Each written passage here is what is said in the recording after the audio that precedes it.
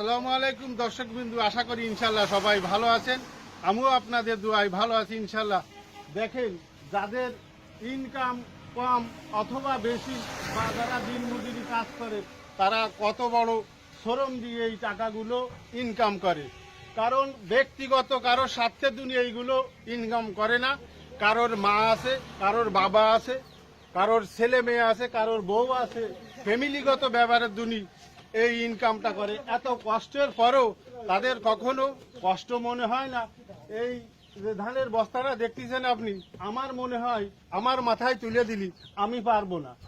এই ধানের বস্তাটায় 65 কেজি আছে নর্মালি ওজন, যা সাধারণ একজন মানুষ হয়তো অসম্ভব হয়ে পড়বে, কিন্তু ইনারা যে কোনো লোক এটা নিয়ে যেতে পারে, তাদের কাছে এটা সাধারণ ব্যাপার। তাই আমরা ভালোবাসার কারণে দুইজন এসেছি যে তাদের যদি পারি আর না পারি অকান্ত গ্লুকোজ ট্যাঙ্ক দিয়ে চিনি দিয়ে একটা শরবত তৈরি করেছি, তাদেরকে খেতে দেবো অকান্ত কিছুটা হলেও তৃপ্তি পাবে। এই আপনারা একটু এদিকে আসেন 1 মিনিট। হ্যাঁ, এখন আমি ইনাদেরকে ট্যাঙ্ক খাওয়াবো এবং চিনি দেওয়া আছে, গ্লুকোজ দেওয়া আছে, যাতে এই কষ্টের পরে একটু হলেও ক্লান্তি দূর হবে শরীরের।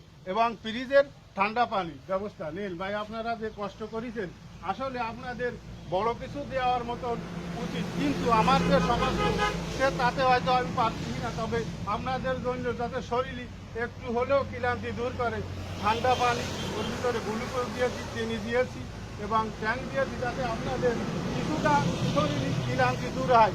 আর যে কাজগুলো করতেছেন, আসলে সবার পারবে না এই কাজগুলো এবং অনেক কষ্টের কাজ, তারপরে আপনাদের করতে করতে হয়তো অভ্যেস হয়ে গেছে, তাই আপনারা পারবেন। আপনার ব্যক্তিগত স্বার্থের জন্য না, পরিবার সবাইকে নিয়ে ভালো থাকবেন, ভালো খাবেন, এই আশাবাদী। পরিবার সবাই নিয়ে ভালো থাকার জন্য বউ জিত করা আছে, মা বাপ আছে, ছেলে মেয়ে আছে, এদের নিয়ে ভালো থাকার জন্য এই কষ্ট ক্লাস করি।